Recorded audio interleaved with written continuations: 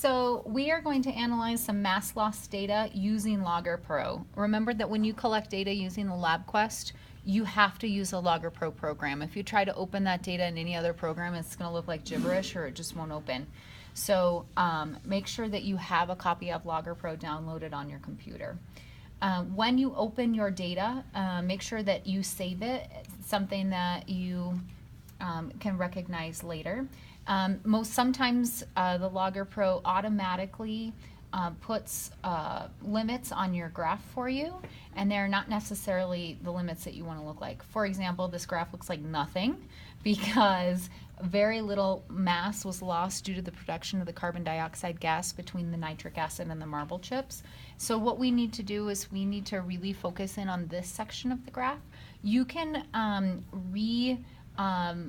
kind of define your limits of your X and Y axes by simply clicking on the numbers and then just like putting in a new value. So kind of eyeball it. I'm going to go 95 here, so I'm just type in 95 and press enter, and that's the top limit of my graph. There is nothing that says the bottom limit of your graph has to be 0. You can define it as something new, and I'm going to go about maybe like 85 or so. And redefine that.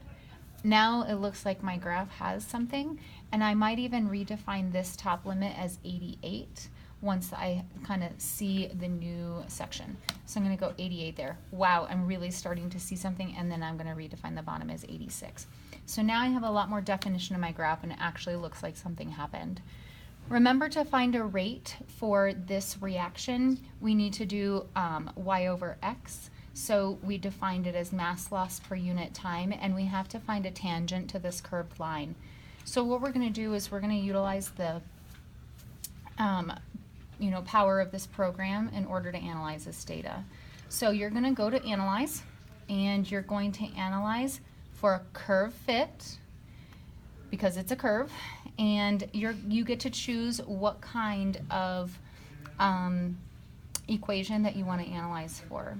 We make a hypothesis for determining rate that it is going to be the slope of the line tangent to the curve at any one point in time on the graph.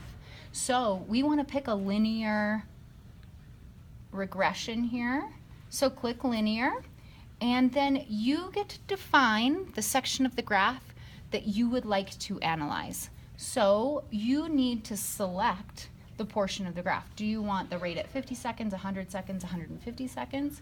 Remember, for an initial rate, we want a rate at the beginning of the reaction, because that's when the reaction is the fastest. So we're going to select a section of the graph, and so you're just going to select that.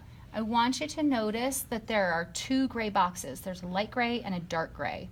The dark gray box has to encompass the section of the graph that you would like to analyze. I'm going to do, for a good analysis for a tangent, have at least 5 data points within that section. Because I know this data was collected 1 sample every second for 180 seconds, I know that between this about 2 seconds and 10 seconds has at least 5 data points, so I'm going to deem that pretty good. What's nice about this is that you can then try the fit. So you can try it out, and it will give you the slope of that line, and it'll give you the correlation. Remember, your correlation tells you how closely that line fits the curve.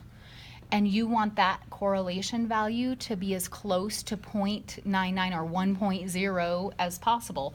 Right now it's at 0.96. It's a negative value because I have a negative slope here, so that's okay. But it does actually put that value, that line in there for you. I'm noticing that line doesn't really follow the rest of the curve very well, so I might try it out again. So I can reselect a different portion of the graph and go, oh, what if I did that section right there? And again, try that fit out, and I notice, oh, I'm up to 0.98, so that's even a little bit better fit. I'm a little bit more confident in this calculated slope, or that rate that I've determined. Once you get a good something, press OK. it will insert the information that was just on that screen in a little text box on your graph.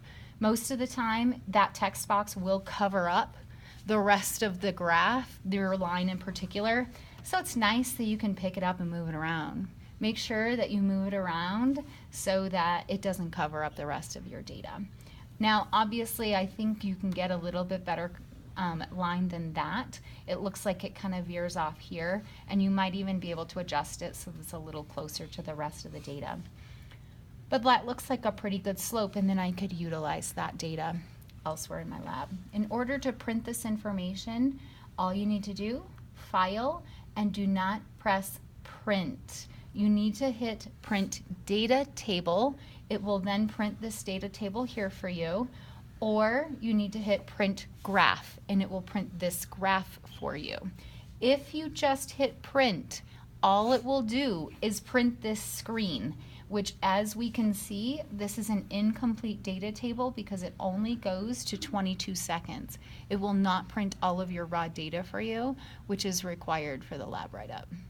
Okay? That's pretty much it.